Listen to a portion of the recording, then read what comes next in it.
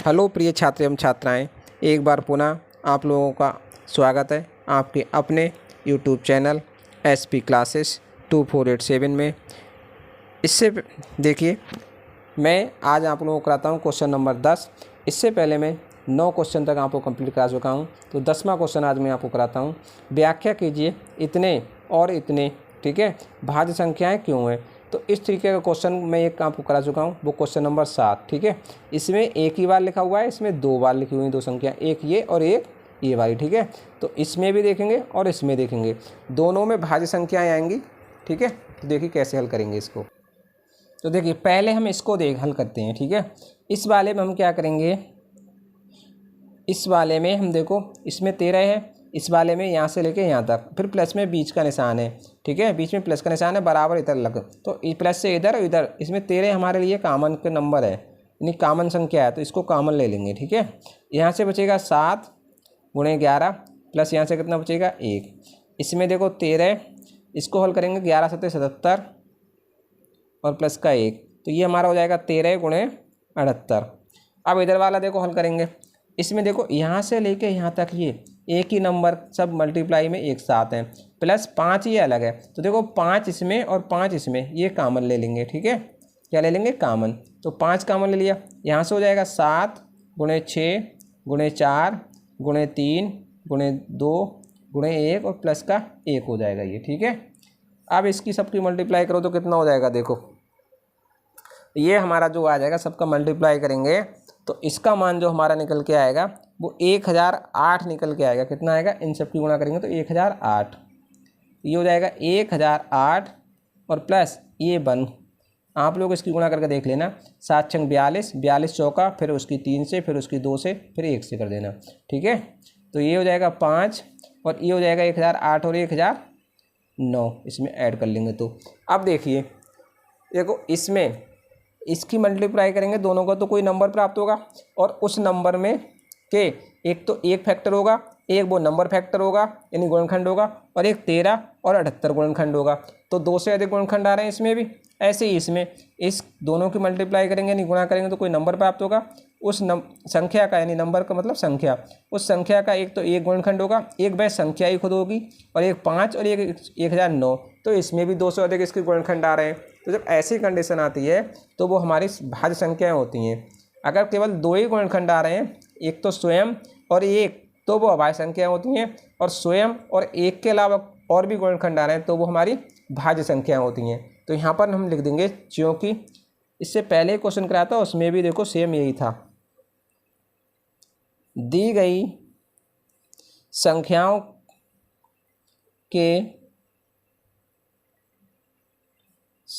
के अभाज्य गुणनखंडों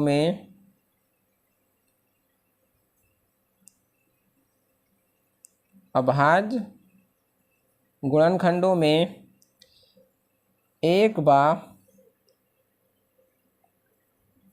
स्वयं के अलावा 2 देखो इसमें भी 2 हैं, इसमें भी 2 गुणनखंड और हैं, ठीक है। इसलिए दी गई संख्याएं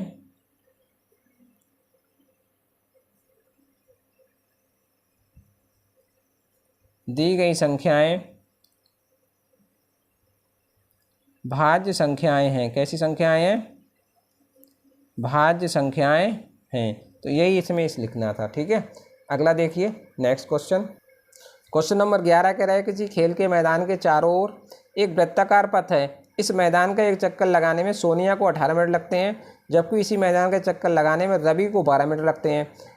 मान लीजिए कि वे दोनों एक ही स्थान और एक ही समय पर चलना प्रारंभ करते हैं, एक ही दिशा में चलते हैं। कितने समय के बाद पुनः वे प्रारंभिक स्थान पर मिलेंगे, ठीक है। तो ऐसे कंडीशन में हम क्या करेंगे, जैसे एक खेल का मैदान वृत्ताकार है, ये वृत्ताकार है, मान लो यहाँ से स्टार्ट हुए चलना, यहाँ से स्टार्ट होकर यहीं पर आने में एक को 18 मिनट लगते हैं, दूसरे को लगते हैं कितने 12 मिनट लगते हैं यहाँ यहीं पर आने में। तो पुनः वो यहीं पर कब मिलेंगे, तो 18 और 12 को जो हमारा एलसीएम आएगा वही उसके उतने ही समय के बाद वो पुनः इसी स्थान पर मिलेंगे। तो 18 और 12 का हम एलसीएम निकाल देते हैं यहाँ पर, ठीक है। देखिए सोनिया को तो 18 मिनट लगते थे, रवि को कितने लगते थे 12 मिनट। तो 18 और 12 का एलसीएम निकालिए। 18 और 12 एलसीएम निकालने का एक तरीका ये भी है, ठीक है।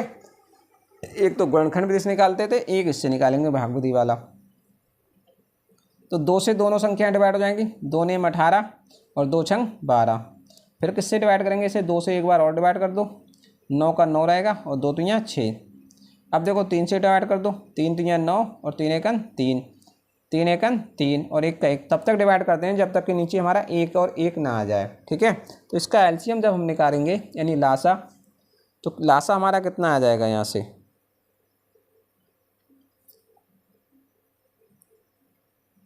तो लासा बराबर हमारा हो जाएगा 2 गुणे 2 गुणे 3 और गुणे 3। तो ये हो जाएगा 2 दूनी 4, 4 तियाँ 12 और 12 तियाँ 36। तो 36 मिनट हमारा लासा आ गया, ठीक है। 36 मिनट हमारा लासा आ गया। तो हम क्या करेंगे, इसमें लिख देंगे अतः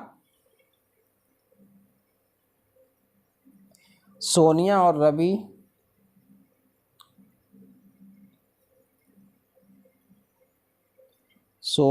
रवि दोबारा प्रारंभिक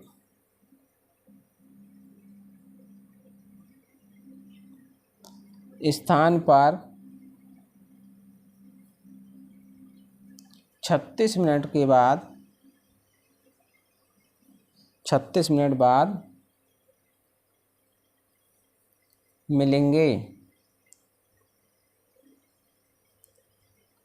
ठीक है। कितने मिनट के बाद मिलेंगे, 36 मिनट के बाद, समझ गए।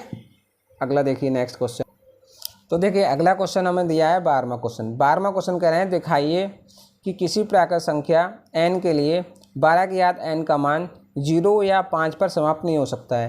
तो देखो अभी हमने बताया था कि अगर 0 पर समाप्त करना दिखाया था, ऐसे सेम जो 0 पर होगा वही 5 पर की कंडीशन बनेगी जाके। 0 और 5 पर मान तभी समाप्त हो सकता है। देखो ऐसे 0 पर समाप्त कब होगा, जब 12 दिया है हमें फैक्टर, 12 के गुणनखंड कितने आए, 2 और 5 के रूप में आए, 2 और 5 के रूप में। तो वो 2 और 5 के जब गुणनखंड होंगे तो तभी तो 2 पंजे 10, तभी तो 0 आएगा, ठीक है। लेकिन यहाँ 12 में कितना आएगा, 5 आएगा ही नहीं, क्योंकि 2 गुणे 2 गुणे 3 ही आएगा, ठीक है। और 5 पर तभी समाप्त हो सकता है जब उसके गुणनखंड में केवल 5 आए, ठीक है, केवल 5 आए, तभी तो वो 5 पर समाप्त हो सकता है, क्योंकि n की घात कितनी भी लगी होगी, या 3 और 5 आए, ठीक है। तो इस तरीके से तभी समाप्त होगा जब 3 और 5 आए, या 2 और 5 आए तो 0 पर, या 5 आए तो 5 पर समाप्त होगा। तो ये क्वेश्चन आप लोग स्वयं करेंगे, ठीक है। अगले उसके बाद अगला क्वेश्चन मैं आपको कराता हूँ 13वां क्वेश्चन। निम्नलिखित भाज्य संख्या तथा निम्नतम भाज्य संख्या तथा निम्नतम अभाज्य संख्या का मासा ज्ञात करना है। तो देखो कैसे करेंगे इसका मासा ज्ञात करना। देखिए निम्नतम भाज्य संख्या क्या कितनी होगी, देखो निम्नतम भाज्य संख्या हमारी होगी, तो सबसे पहले उसको समझ लीजिए। निम्नतम भाज्य संख्या तो हमारी 4 होगी, कितनी होगी 4, और निम्नतम अभाज्य संख्या हमारी वो होगी 2, ठीक है। कैसे होगी वो देखिए, अभी हम संख्या लिखते हैं इसे 2 3 4 5, ठीक है।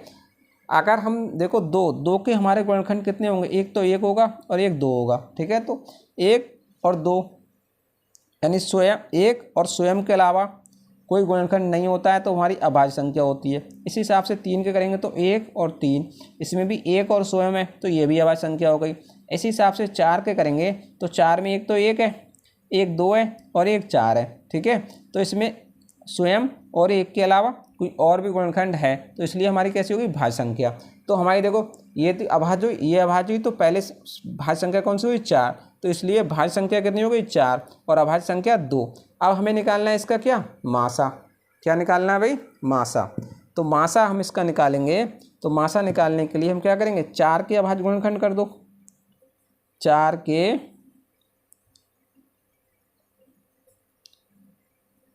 अभाज्य गुणनखंड, और गुणनखंड करेंगे तो कितने आएंगे 4 के, 2 गुणे 2, ऐसे 2 के कर दो तो 2 के कितने आएंगे 2, तो इसका मासा निकाल दो। अब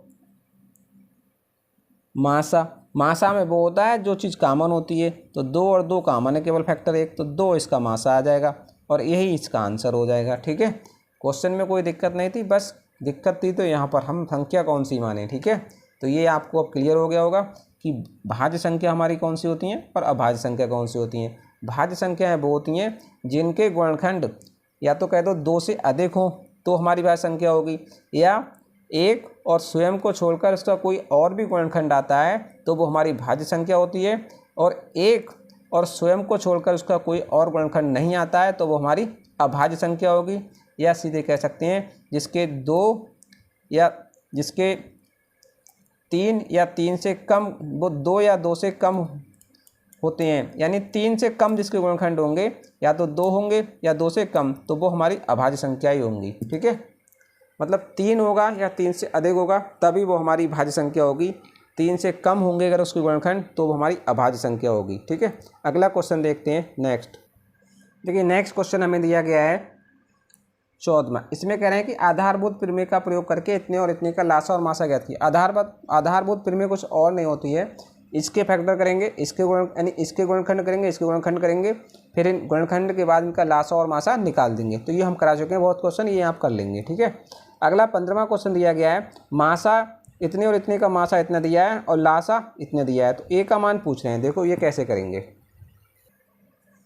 देखिए मासा 35 और 45 का दिया है 5 और लासा दिया है इतने का इतने, तो हम क्या करेंगे, हमें सूत्र पता है कि दो संख्याओं का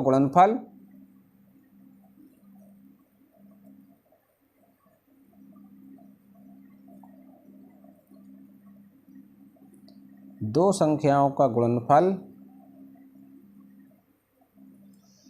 बराबर लासा गुणे मासा। संख्या में कौन कौन सी दी है, एक तो 35 दी है, एक 45, दोनों को गुणा कर दो तो गुणनफल हो जाएगा। 35 गुणे 45 बराबर लासा कितना दिया है ये, ठीक है 63 गुणे ए, और मासा कितना दिया है 5। ठीक है, ए का मान निकालना है, निकाल लेंगे। तो देखो कुछ यहाँ से कट जाएगा, कितना कट जाएगा, या तो ए बराबर लिख लो, ए बराबर हो जाएगा 35 गुणे 45 और बटे हो जाएगा 63 गुणे 5। 5 नेम 45, 9 चौक 54, 9 सत्ते 63, 7 एकन 7, 7 पंजे 35। तो ए का मान हमारा कितना निकल के आ रहा है, वो देखिए ए बराबर हमारा निकल के आ गया 5। ठीक है, और यही इसका आंसर आ गया, ए का मान कितना आ गया 5। अगला नेक्स्ट क्वेश्चन दिया है हमें 16वां। कह रहे हैं यदि संख्याओं ए और बी का मासा 12 है और इन संख्याओं का गुणनफल इतना है, तब इन संख्याओं का लासा ज्ञात कीजिए। ठीक है, देखिए कैसे हल करेंगे।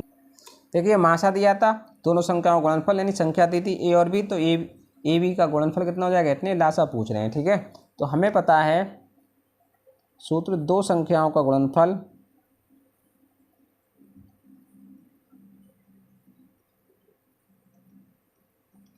बराबर कितना होता है, लासा गुणे मासा।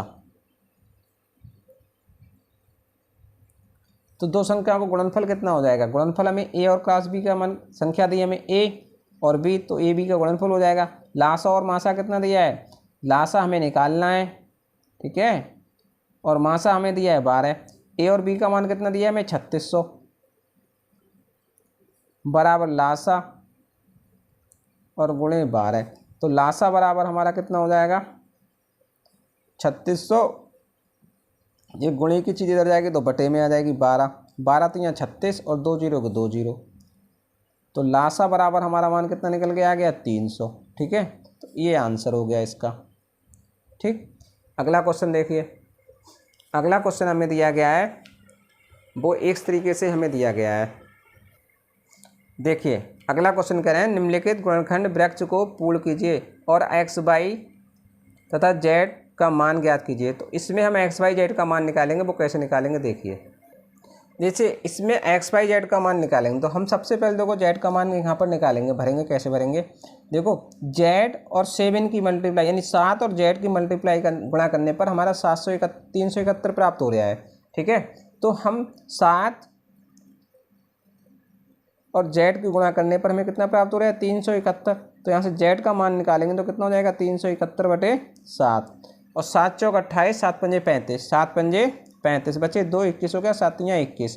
तो जेड बराबर कितना आ गया हमारा 53। जेड का मान कितना आ गया निकल के 53। तो यहाँ पर कितना भर जाएगा 53, ठीक है, यहाँ 53 आ गया। अब देखो इसकी और इसकी गुणा कर रहे हैं तो हमें कितना प्राप्त होगा, देखो 5 एकन 5, 5 सत्ते 35 और 5 तियाँ 15 और 3 18, ठीक है। ऐसे इसकी और इसकी गुणा करने पर हमें बाई का मान प्राप्त होगा यहाँ पर। तो हमें बाई का मान कितना प्राप्त होगा, बाई बराबर 3 गुणे 1855, ठीक है। तो बाई बराबर कितना आ जाएगा, 3 पंजे 15 की 5, 3 पंजे 15 एक हासिल का 16, 3 अठे 24 एक हासिल का 25 और 3 एकन 3 और 2 हासिल के 5। तो बाई का मान निकल के आ गया ये, ठीक है। तो बाई बराबर हमारा कितना मान आ जाएगा यहाँ से 55 65, ठीक है। अब हमें निकालना किसका मान है, एक्स का।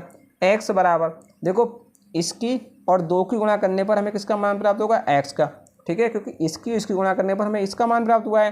तो ऐसे ही इसकी और इसकी गुणा करने पर हमें एक्स का मान प्राप्त होगा।